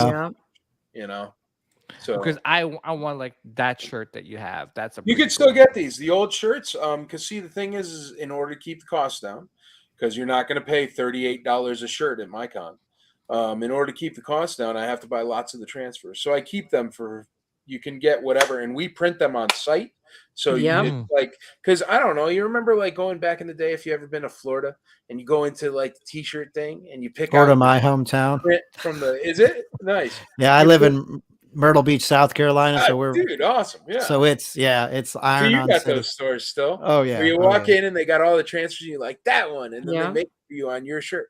I like that. That way, if you get a screwed up one, that day, and you can be like, "Oh, it's crooked. Could you fix it?" Yeah. They got them at every mall here in Florida where I live. That's cool. Yeah. See, they don't have them here, and they certainly didn't have them in Connecticut. Only time I ever seen them was when I used to visit Florida. You'd be like, life's a beach, Yeah. Oh yeah. The Oakley, the neon Oakley jackets, those things. Man, I wish I could find hypercolor blank T-shirts. That I'd do, because that would be awesome and people would love it. Remember hypercolor where you touch it? Yeah. That would be cool, man. Also, I do want to just talk about this last thing about the con, and I don't think we got a chance to talk about it, is the convention itself. This looks huge. Yeah, it is. I mean, I'm looking at looks sick. Back in the day, our first venue was 178,000 square feet. This one I think is 91,000. The Sheridan was 51,000. So we're going to pull an extra 30,000 square feet, which is exactly what I need. And if you see that picture, like the yellowish picture, this one, that is the hallway. So instead of the small 20-foot hallway we were stuck with, we now have a 60-foot hallway. Nice. So that is big, though. It should fix all our problems. Yeah, those are Mack trucks in there for some truck show. They were selling new trucks. But yeah, it's a huge venue. It's awesome. Wow. And it's nice big rectangle. See, the other problem with the Sheraton, I love the Sheraton, don't get me wrong. But the other problem is they have like sconces and pillars and it was a maze. Yeah. Yeah. This is a big giant square-ish. Yeah. So, I mean, this is awesome. And obviously the tickets are on sale, guys. And it's on the dates are May 26th to the 28th. And seriously, guys, you know, David Bordeaux, he was actually, I got to hang out with him at Celebration this past May. And the one thing that, you know, we did most of the time at Celebration was just hang out and talk Star Wars. Like, you know, like I love that. I absolutely love that. I'm not just saying that. I love it. I love having breakfast with another Star Wars collector. I love drinking. I love eating. Obviously, I talk about eating all the time because that's what I love to do. But and drink too. You're gonna love Tennessee. Yeah. Like, oh, dude, that's our thing, dude. Well, see, the thing is our location. Mm-hmm. We're very lucky, completely separate from Star Wars. But we have like every single kind of fast food in the world because for the East Coast, we're centrally located, so everything comes through Tennessee. Mm-hmm. Yeah. We have everything. Oh, wow. We got like Whataburger, McDonald's, Sonic. It's like all over. Dude, yeah, Whataburger! I gotta try that. I have yet to try it. Dude. I like the one where they put all the onions and the bacon on. It's phenomenal. Yeah. Yeah. I always hear a lot of things about the burger joint. So, so I mean, I think we covered a lot of stuff, right? Michael, did we miss out? I know you guys are gonna have. I know Nilda did an awesome podcast. Like she did one this past con. Like she had a she did the pod. I was so nervous. You're gonna still have that, correct? Yes, there is the podcast stage. We're also going to have a collector stage. We should have 3 stages this year. Yeah, what we used to have it the first year and the second year. The only reason why we didn't have it at the Sheraton is we didn't have room for it. But the collector stage, we kind of melded it with the main stage for the Sheraton. But now we could separate it again. But the collector stage has panels like the Kenner creators, the mold designers, Jim Swearingen, stuff like that. We also have panels like my wife did one where it was women in collecting back in the day, and she did it with 3 other women collectors. We had one where it was the rocket firing Boba Fett, and we had 4 rocket firing Boba Fett guys that have them. Wow. Panel about it, and we had them all on site. It was crazy. We had 5 rocket Boba Fetts in that building that year. Wow, and a lot of security. Security's insane. I waste a ridiculous amount of money on security. They are the best in the world, and they are half of them are either special forces or they protect a senator. Actually, they're on a protection detail for a senator. Nice. They're no joke. They're top of the line. I pay a ridiculous amount of money on security. If anything were, God forbid, ever to happen, I want it to immediately be stopped immediately. Right. Because I'm not a giant corporation. I'm a human, and if something bad were to happen at one of my shows, I would feel terrible the rest of my life. So I'm more than happy to throw $60,000 at security every single year. But the thing is I mean, the guest stars love it because the guest stars are like, all right, well, here's your chase car just in case anything goes down. This one's always on. And here's your guy. And this is the guy with the rifle. And this is the guy holding this. And this is the undercover guy that's behind you. And here's the chase car behind you. And then when they're at their hotel, if they stay at a separate hotel or something, they got 2 guys right next to them in the room. Like, it's so high level. Wow. It's ridiculous. And it's totally ridiculous. And I understand it is. But I refuse to cheap out on security. All right. Wow. That's awesome, man. That's awesome. A little kid disappeared last year. He was autistic, and he just walked away from his dad, didn't even notice. Yeah. And he ended up, we found him playing the Legos within 30 seconds by security detail. They're the best in the world. They're top shelf. And I don't know, because I've been to a lot of other cons, folks, and you know how it is. You walk in, and the security person don't look like they've ever known anything about security in their whole life. Yeah. You're walking by with a bin, and they're like, "Yeah, all right." And it's like, I was telling the guys before, we were able to get you on the show. what was it, like I think 2 episodes ago, I was telling them that like I commended you and your wife Andrea for, hearing the sad news of one of your security guards passing away while work actually, doing his actual job. I was telling the guys on the show, like, I commended how much you and your wife like went out there and like, you guys actually know everyone by name and everything who works for your company. Absolutely. Well, it's not even a company. It's just a bunch of nerds that got together. Yeah, it's your big nerd family. And it has become a big family. I mean, shoot, Colin was at my house. We were hanging out with the Emperor. The Emperor came to my house. Like, it's you guys went to Disney. Exactly. Yeah. That's great. Dude, I saw that. I saw that on your TikTok and I was like, what the hell? I was like, this man went to Disney with the Emperor. I'm like, he must have felt so VIP cool status. Dude, it was so cool. They walked us straight into the cantina there and we walked right in. There was a table. Everybody went nuts when we walked in the cantina. Wow. And then everybody went nuts when we got walked out the back door, which was awesome because it's a back door at Disney World. But and then he turned around and he did the Force lightning and that went everywhere. Oh my God. We got to go in the back of Disney. So I thought it was so cool because I'm a Disney kid, and I saw the garbages. I saw the dumpsters. And Disney, they don't even let you smell the garbage. You know what I mean? But I walked right by dumpsters and it was such a trip. I got to see the back of the Jungle Cruise thing. I got to see the back of what's the other one with the railroad where they work on all the railroad cars. It was really cool, man, because I don't know. I'm a real nerd, I walked by the place where they have every single lightsaber that's sold on Galaxy's Edge. They were just a warehouse, thousands and thousands of lightsabers. I saw the picture that you posted. It was like a stack full of lightsabers. It's so cool, man. And I don't know, those kind of things I really, really like. And it was all because he was a sweetheart. He liked the convention. And what was funny is I usually don't tell this because whatever. Whatever. But anyway, we're walking around Galaxy's Edge, right? And the Lucasfilm rep comes up to the Emperor. And he goes, "Did you get your bracelets? Because I went on Rise of the Resistance with the Emperor. He's literally in the seat next to me." Oh my God, dude. First time ever. We went in where they got those, spoiler alert, if anybody hasn't been, shut it off for a second. Well, when they go in, they got those AT-ATs, right? And they're like this, and he's like, "This is amazing." And I was like, dude, the freaking Emperor just said this is amazing in my ear next to me on the ride with the AT-ATs or the Gorilla AT-ATs or whatever right above me. Dude, I don't know. I'm just a nerd, and I couldn't be more thankful for the way this has snowballed. And just, it's cool, man. It's cool. I get to call up Daniel Logan and talk about whatever because we're buddies. I get to talk to the Emperor. I don't know. I mean, we went down. I got him Graceland. We went down, and I got to go through Elvis's house with the Emperor and my wife. Wow. Wow. That's cool, man. That's a real fan experience. It's such a trip because I'm just a nerd that was ticked off that I was spending $750 for a $37 plate of orange chicken. Yeah. Wow. And you know what? It started from there, and look how much it snowballed into. And to be honest, like this is I mean, I know you have other things, but in the majority of it, it's a Star Wars convention to me. Yeah, it is.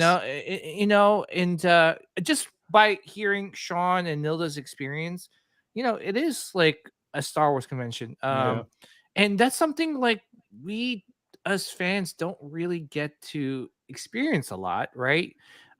So for you to do this, and I know there's a lot of hard work that goes into it. True. Michael, I am very thankful. And Joel Ebanks says, "Damn, good stuff on the security. I have my security license, and it's something I pay attention to everywhere I go." Yeah. So just by you talking about security, the food, the shuttle, there's a lot of heart and soul that goes into this convention. The other thing we have is we have accountability. The accountability is I run the Imperial Commissary, which is 27 Facebook groups about Star Wars collecting. It's massive. We also both live in Nashville, Tennessee, and my wife runs a toy store where you can go in and talk about the con 365 days a year. Nobody does that. And the reason why is most of them, they move from town to town, so the complaint department never catches up with them. Yeah. We're right here. You got a problem? Tell us. You didn't like something? Tell us. You love something? Tell us. You want something different? Tell us. We don't go You know what I mean? We're trying to make it so it's not only accountable, but so you understand that it's real fans. That's why it works. That's why these things happen. It's because I have stood in line at XYZ and been like, this is garbage. Can't they work out some kind of system where you could get a ticket and come back? Yeah. That's all this is. It's everything that angers me with a convention doesn't happen at this one. That's it. Yeah, but we want to thank you for being a Star Wars fan and a fan that wants to make other fans experience just the best that it can be, because you know what it was like to be in the trenches, and you're like, this isn't right.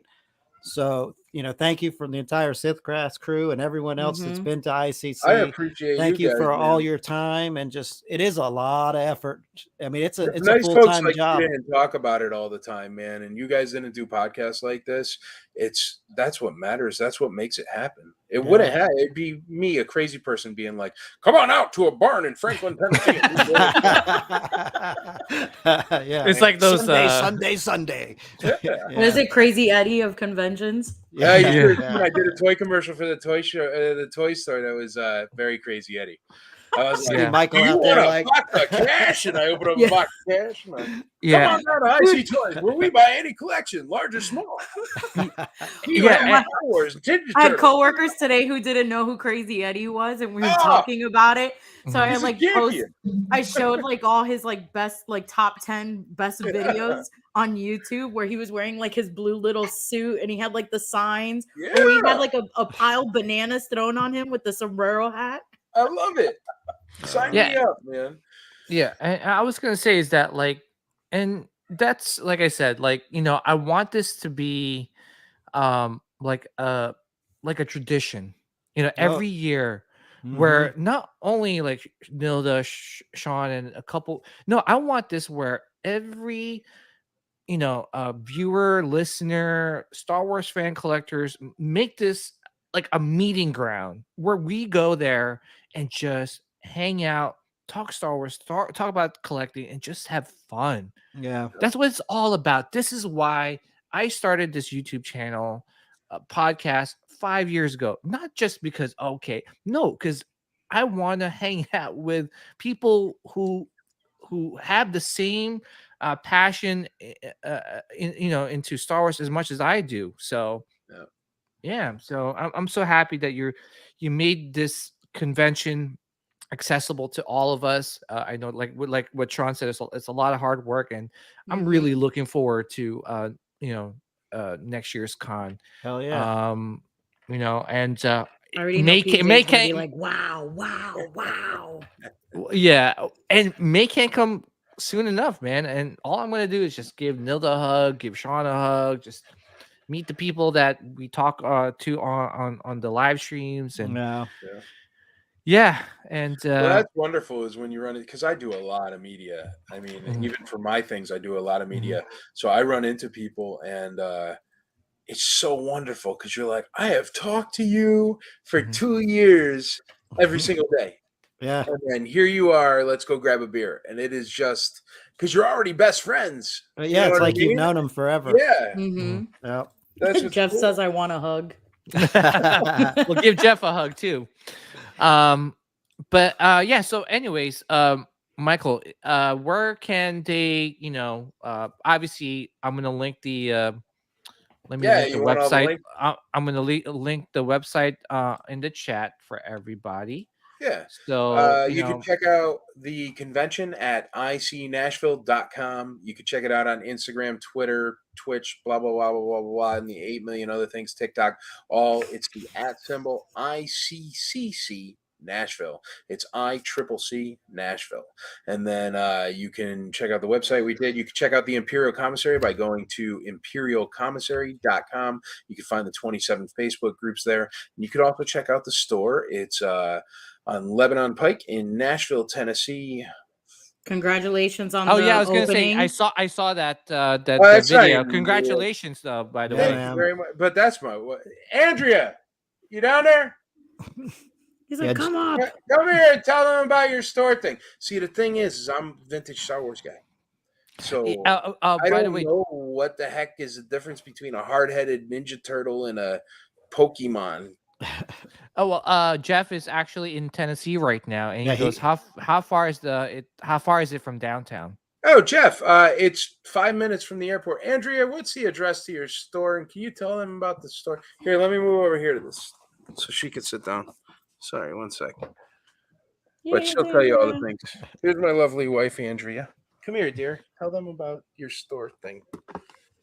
Hey, Andrea. Hey, Andrea. How are Somebody's you? in Tennessee that needs the address, and I couldn't remember what it was. Hi, there's the dog. Sorry. There's It's 2549 Lebanon Pike, Nashville, Tennessee. There you go. There you and go, what do you Jeff. have there at that store? Lots of toys. Star Wars mostly. We've got Pops. We've got G.I. Joe. We've got Transformers. Oh, gosh. Tons of stuff. I don't know. She had the grand opening on Saturday. Essentially, all I do is I build the shelves, and I look at the vintage Star Wars and make sure none of it's repro and stuff like that. And then what she does is everything else. Because see, what happened is she started the store. We were tag sailing, and she goes, "Oh, let me buy this modern." And I'm like, "I don't want that modern garbage. I got an entire garage full of modern garbage. I don't want it, because I'm a curmudgeon. What are you gonna do?" And she loves the modern. She collects it. It's all over the house. And she's like, no, there's money in it. And I'm like, fine, go ahead and try. And then she ended up quitting her job. She was the controller for GM Murfreesboro, and quit her job a year ago and started up the toy store. And she does all that stuff. But I mean, there's some vintage Star Wars in there. There's a lot of vintage Star Wars in there. There's a lot of vintage Star Wars. But I got lots of vintage Star Wars. But there's lots of other things, like things I would never ever think of collecting, but that people do collect. Yeah. She has the Pokemon. She had Squishmallows. I never seen a Squishmallow. I don't know what it is. But I guess I love it. What are you gonna do? They're for the younger kids. Yeah. But you've been doing that, a year now? Do you like it? Just over a year. Yeah, I love it. Much happier. All right. That's awesome. Tell the guy your address again there. There's a guy that's in Nashville yes. right now. He's downtown deciding if he can sneak out tomorrow. 2549 Lebanon Pike, Nashville, Tennessee, 37214. And we're open from 11 till 6 tomorrow because it's Thursday. I told him how you keep me out of jail because there's lots of money that comes in and out, and I'm terrible at the book. Well, Andrea, right? Yes. Yeah, thank you for. I was telling Michael that you guys do such a great job with the convention. Yeah, Sean and Nilda had nothing but amazing things to say about the convention. Yeah. I'm looking forward to meeting you guys next year at the convention. So yeah, I'm definitely going to be there. We've seen you, Andrea, but half the time it's you running past us going, Fine. okay, That's I gotta get the mic. Like, just grab my arm if you want me, because it's flying right past. Going, you're like, hey, how you doing? I gotta go. My parents are a great help, and last year they're like, for all the stuff you come into the room and spout out that you need to do, can we get like a whiteboard so we can start writing all this stuff down as you're spilling it out? I'm like, yeah, absolutely, let's do that. Great idea. Nice. Yeah. Love it. Well, hopefully, next year you guys have some time to have some a couple drinks with us. Looking forward to hanging out with you guys next year. Yeah, so again, guys, to the people watching and listening, let's make this a thing. I challenge every listener and viewer out there. Buy a VIP. Buy a ticket. Buy a ticket. Buy VIP. You guys got a lot of viewers. Yeah, and I was gonna say, let's meet up. Let's make this a thing. Let's make this a tradition where all of us meet up at ICCC and just hang out and have fun. I just want to say thank you to Michael and Andrea for hopping on the show. Yes. And letting us know more about the ICCC Con in Nashville. It's from May 26th to the 29th. I'll put the link to where you could buy the tickets and more 28th. information. Oh yeah, 26th to the 28th. Yeah. Oh yeah, did I say 29th or I'm sorry. You're right. 26th to the 28th. By the time they hit the 29th, they'll find out anyway. It's fine. Oh shoot. Hey, listen, if they say an extra day, at least they got to experience some cool you need an extra Nashville. You need an extra day for the I think I am hangover. going to be there until the 29th. There you go. We'll go to a water park. It's Nashville. It's wonderful. Yeah. And so I put the link in the chat. So yeah, guys, let's meet up and have some fun. Absolutely. Thank you to the Sith Queen, Nilda. Always a pleasure. She is the best, and oh my gosh, she is the sweetest as sweet as can be. I'm I so remember happy. Messaging Michael. I'm like, hey, Michael, it's like, we really would like for you to be on the show. I'm like, I know you're a busy man. And he's like, yeah, no problem. I was like, yes. Yes. Plus, I love your Instagram posts. I always retweet or whatever it is, your Instagram posts, because you always put up good ones. Because you know how to work the internet there. You're very good. I try. You got the little, what are those things where you put the stickers on the pictures? I have an app where I can like take any logo that I can and like transform it over. Oh, so yeah, keep that up. I appreciate it. Thank you. I'll keep hitting send by it when I get it come through. Nice. And I was gonna say, Sean, another one in the books. Dude, I am like, number one, I am hungry, super hungry after talking about all the food, the barbecue, the barbecues, and what's around the hotels. And I'm really seriously excited for this convention. I cannot wait.